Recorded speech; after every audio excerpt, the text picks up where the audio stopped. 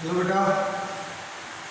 बेटा last lecture में मैंने आप लोगों को सॉल्यूशन में मोलैरिटी की डेफिनेशन और उसका फार्मूला बताया था। Molarity, right. अब जिसमें हमने बताया था कि मोलैरिटी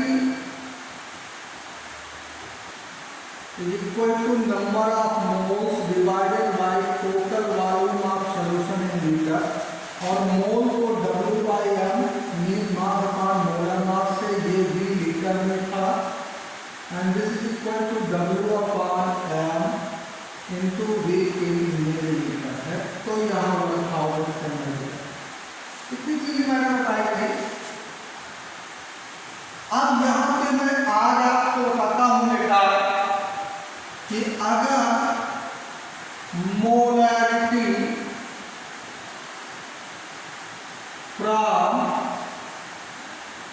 मास परसेंटेज कंसंट्रेशन, अगर मास परसेंटेज में कंसंट्रेशन एक्सप्रेस्ड है तो मोलैरिटी कैसे फाइंड करेंगे आप?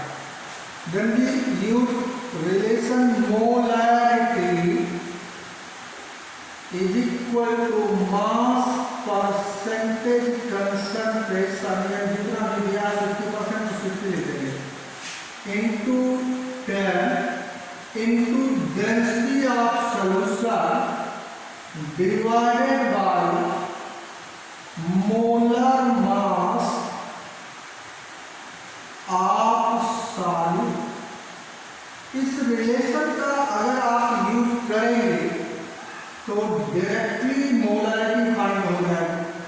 जैसे कहता है 60% HNO3 by mass having density 1.2 ग्राम पर ml, तो कुछ नहीं करना है, यहाँ 60 लिखना है, यहाँ 10, यहाँ density 1.2, molar mass nitric acid का 63, फार्मूले में प्लेस करिए, सॉल्व कर दीजिए, डायरेक्टली आंसर आ जाएगा। ठीक है बेटा। तो इस रिलेशन का यूज आप कर सकते हैं मोलैरिटी फाइंड करने के लिए। अब उसी को आगे बढ़ाते हुए मैं बताता हूं बेटा, अगर सॉल्यूशन का डाइल्यूशन कर दिया गया, क्या कर दिया गया हो? Dilution of solution,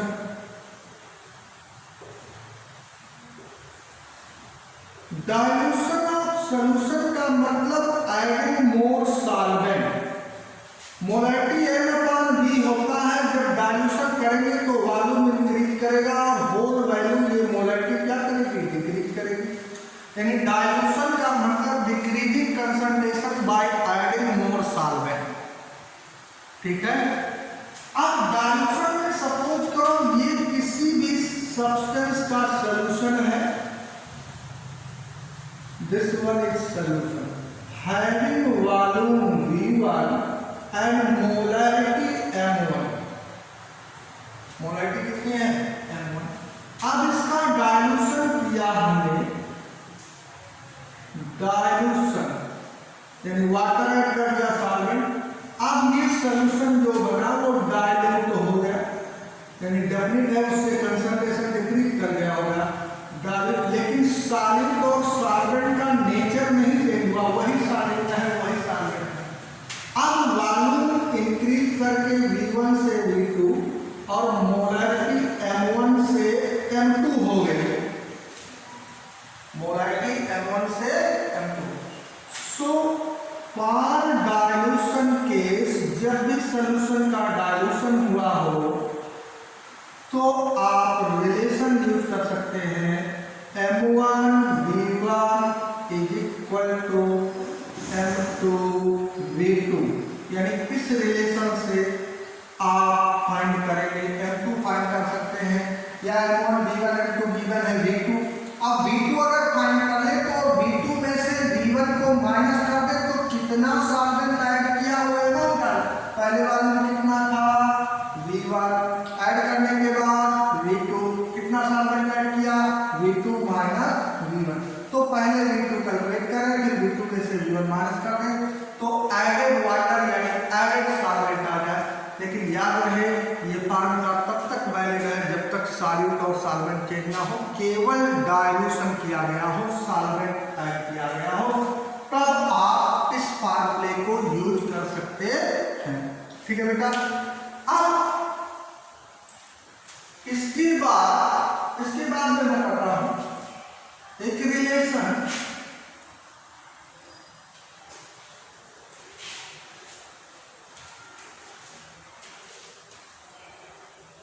when two solution reacts completely,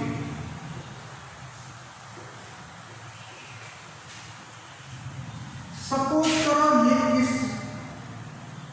acid solution है, सपोज करो, और ये बेस का सोल्यूशन है, solution of base, solution of base. इसका वॉल्यूम V1, इसकी मोलैरिटी M1, इसका वॉल्यूम V2, मोलैरिटी M2। यहाँ बीकर में आप थोड़ा सा NaOH ले लें और इसमें एक ड्रॉप HCl डालें तो HCl टोटल ब्रेक कर जाएगी, लेकिन बेस थोड़ा सा ब्रेक करेगा। ऐसे 1 by 1 ड्रॉप ऐड करते रहेंगे, एक कंडीशन ऐसी आएगी जब होल सॉल्यूशन न्यूट्रलाइज हो जाएगा, उसे कहते हैं कंप्लीट रिएक्शन हो गई। अब उस बीकर में ना एसिड है एक्सेस ना बेस है, और उसे बोलते हैं एंड पॉइंट आ गया रिएक्शन का। क्या गया? जब आप टाइट्रेशन करते हैं, क्लास 12 में करेंगे जब वॉल्यूमेट्रिक एनालिसिस का टाइट्रेशन, तो उसमें KMnO4 फेरस अमोनियम सल्फेट का टाइट्रेशन करते हैं, तो उसमें यही कहते हैं कि कितना वॉल्यूम एंड पॉइंट किस पॉइंट पे आया है। तो अगर इन दोनों सॉल्यूशन की रिएक्शन कराएं और इसका V1ml इसके V2ml से कंप्लीटली रिएक्ट कर जाए, कंप्लीट रिएक्शन हो, यानी एंड पॉइंट आ जाए आपका। And point means complete reaction, कोई एक्सेस नहीं होना चाहिए, कंप्लीट रिएक्शन।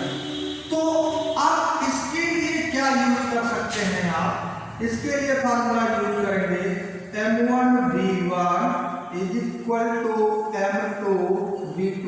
ये वैल्यू नहीं होगा क्योंकि अलग अलग सॉल्यूट का ये सॉल्यूशन नहीं है। यहाँ x1 और x2 से मल्टीप्लाई कर देंगे, अब ये फार्मूला वैल्यू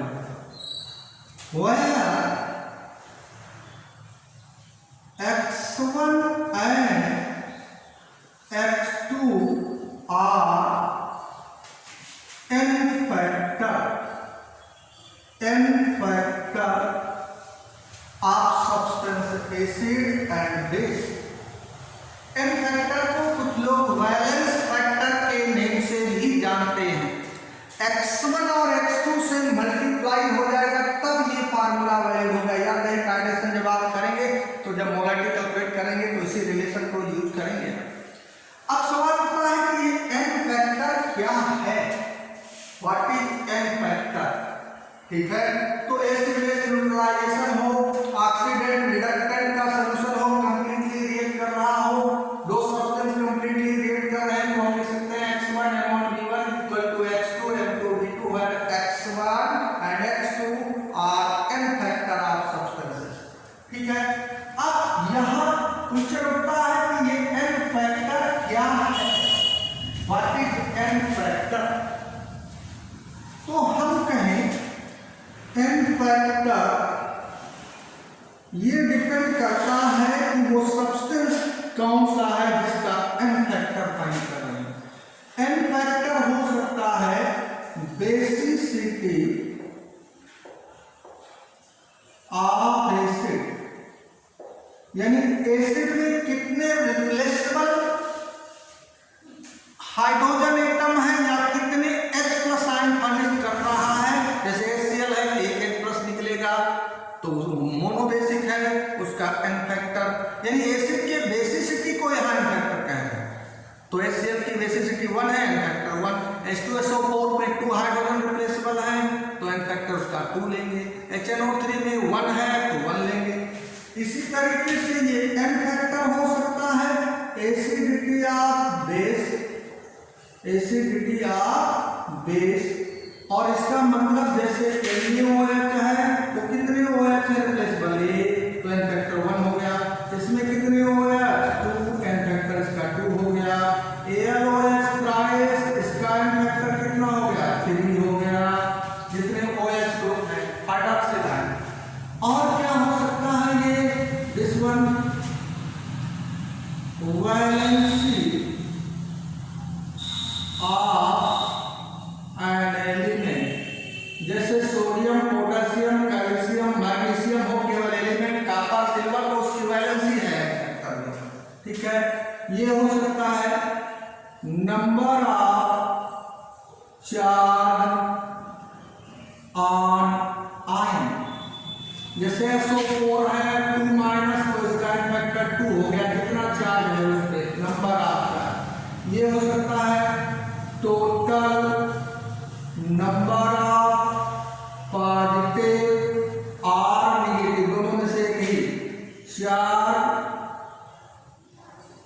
इनसाइड।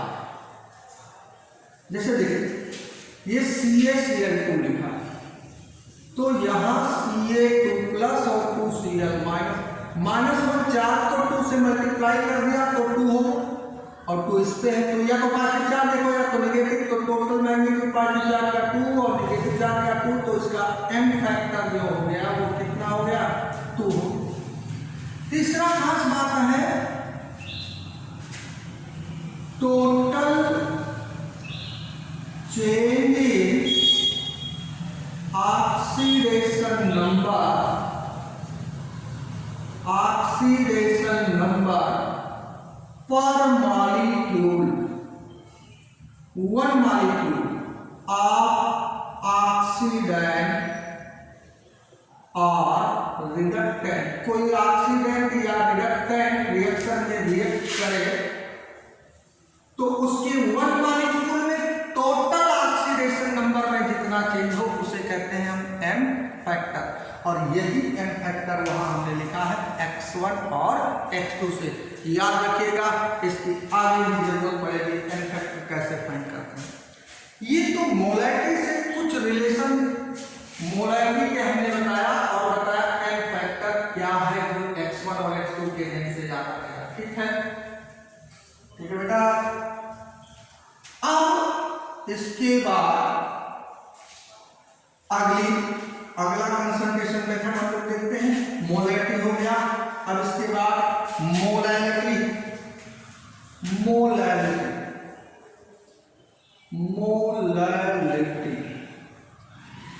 सो मोलैरिटी क्या है, number of moles of solute present in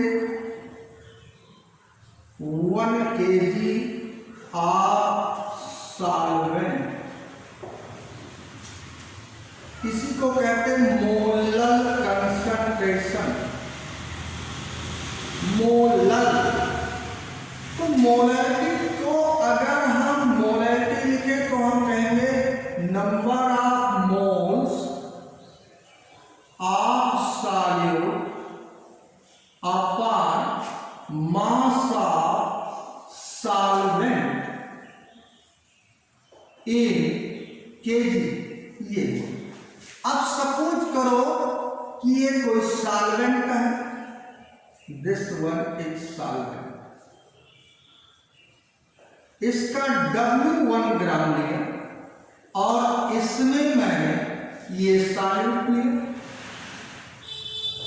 इसका W2 ग्राम डिजॉल्व कर दिया, ये सॉल्यूशन बना दिया, दिस वन सॉल्यूशन। अब कहता है इसकी मोलैरिटी फाइंड करो। क्या फाइंड करो? मोलैरिटी फाइंड करो, इसकी कह रहा है। तो क्या करेंगे? अब मोलैरिटी लिखेंगे, आप लिखेंगे molarity is equal to W2 upon M2 into W1 multiplied by 1000। ये W2 is the mass of solute and M2 is the molar mass of solute. W1 is the mass of solvent in ग्राम में रखोगे तो यहाँ 1000 होगा, KG में रखोगे तो 1000 नहीं होगा। ये मोलैरिटी की इसकी यूनिट जो होती है, यूनिट जिसे हम लिखते हैं मोल पर केजी, या इसी को मोलल या स्मॉल m से डिनोट कर रहे थे। कोई नंबर फाइंड के मोलैरिटी की उपाय किया तो हम लिखेंगे 2m लिखें, 2 मोल पर केजी लिखें, या हम लिखें 2 मोलल। इन तीनों का मतलब एक हो गया मींस मोलैरिटी। ठीक है ओके बेटा, ये तो मोलैरिटी हुआ। अब इसके बाद जो कंसंट्रेशन एक्सप्रेस करने के मेथड है उसमें आता है आपका मोल फ्रैक्शन। मोल फ्रैक्शन जो कि 11th में ये भी स्टडी करके आए हैं ना, मोल फ्रैक्शन।